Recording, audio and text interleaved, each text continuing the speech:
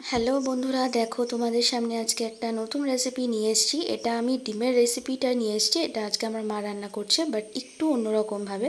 যারা একটু হেলদি খেতে পছন্দ করো বা যারা ডায়েট করছো তারা কিন্তু এই রেসিপিটা খুব অনায়াসে করে নিতে পারো। তার জন্য দেখো এখানে ডিম আছে, এখানে পেঁয়াজ আছে, কাঁচা লঙ্কা আর হচ্ছে রসুন আর টমেটো। এটাকে আমরা পেস্ট করে নেব, মানে রসুন টমেটো কাঁচা লঙ্কা এটাকে আলাদাভাবে পেস্ট করে নিয়েছি। এটার মধ্যে আমরা দিয়ে দেবো হচ্ছে টক দই। এটা জল ঝরানো বাড়িতে পাতা টক দই ছিল। টক দইটা দিয়ে ভালো করে একটা স্মুথ পেস্ট আমরা এখানে রেডি করে নেব। আর একটা কড়াইয়ের মধ্যে আমরা প্রথমেই দেখিয়ে দিয়েছিলাম, কড়াইয়ের মধ্যে পেঁয়াজটা দিয়ে দিয়েছিলাম। এটা কিন্তু তেল ছাড়া রান্নাটা হবে, পুরোটাই উইদাউট অয়েলে রান্নাটা হবে। তো দেখো আমাদের এখানে পেস্টটা রেডি হয়ে গেছে। আর এরকম টক দইটা দেওয়ার ফলে স্মুথ পেস্ট কিন্তু আমাদের এটা রেডি হয়ে গেছে। আর আমাদের এখানে লঙ্কার পরিমাণটা তোমরা তোমাদের পছন্দ অনুযায়ী দেবে। ঝালের পরিমাণটা কম বেশি যেরকম পছন্দ করো সেরকমই দেবে। দেখো এখানে আমাদের পেঁয়াজটাও কিন্তু অনেকটাই এখানে নরম হয়ে এসছে, মানে পেঁয়াজের যে ক্রাঞ্চি ভাবটা থাকে সেটা কিন্তু একটুখানি নরম হয়ে যায়। আর এটা কিন্তু পুরোটাই যেহেতু তেল ছাড়া হচ্ছে, একটুখানি কড়াইতে লেগে যাওয়ার সম্ভাবনা থাকে। তো তোমরা চাইলে কিন্তু অল্প অল্প জলের ছিটা দিয়ে কাজটা করে নিতে পারো।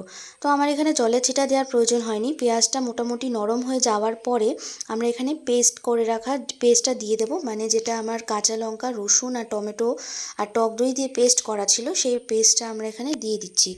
এই পেস্টটা দেওয়ার পর আমাদেরকে পেঁয়াজের সাথে পেস্টটাকে ভালো করে মিক্স করে নিতে হবে, মানে মশলাটাকে আমাদেরকে কষাতে হবে। আর এখানে তোমরা হয়তো ভাববে যে তেল ছাড়া কিভাবে রান্না হতে পারে।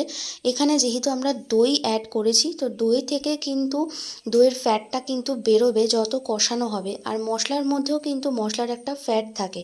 আর এখানে কষানোর সময় সামান্য পরিমাণে জল দিতে হবে, তাহলে গিয়ে কষানোটা ভালো হবে। তার মধ্যে দিয়ে দেওয়া হয়েছে জিরে গুঁড়ো 1 চামচ মতো, আর হচ্ছে আদা বাটাটাও 1 চামচ মতো দেওয়া হয়েছে। তোমরা এখানে মোটামুটি ডিমের কারি রান্না করার জন্য যা যা মশলা লাগে সব মশলাই কিন্তু এখানে দেওয়া যায়, কিন্তু রেসিপিটা পুরোটাই হবে তেল ছাড়া। ইনফ্যাক্ট কোনো বাটার টাটার কোনো কিছুই ইউজ হবে না।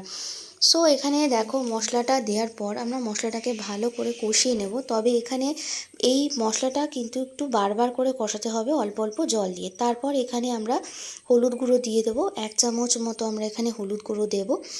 আর এখানে দিতে হবে হচ্ছে 1 চামচ পরিমাণ মতো নুনের পরিমাণটাও তোমরা পছন্দ মতো করে নিতে পারো, কম বেশি।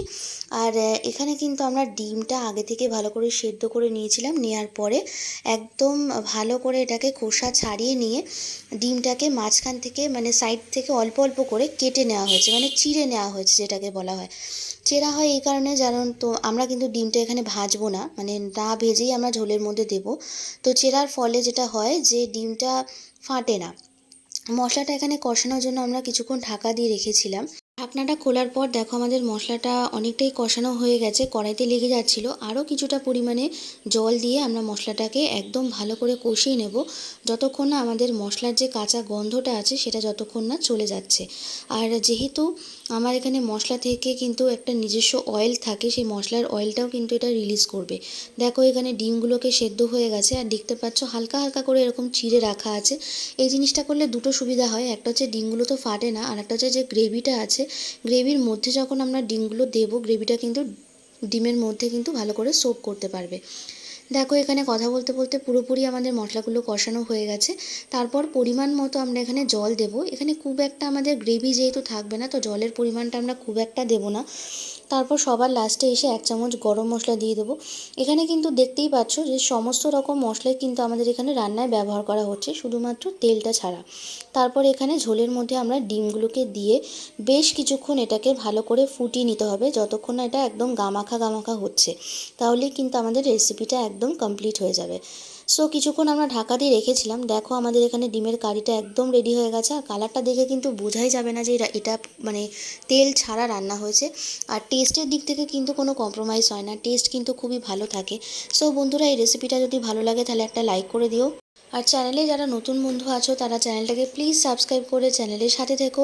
তোমাদের সামনে আরও অনেক সুন্দর সুন্দর রেসিপি তোমাদের সাথে শেয়ার করব। তার জন্য তোমরা কিন্তু অবশ্যই চ্যানেলটাকে সাবস্ক্রাইব করে চ্যানেলটার সাথে থেকো।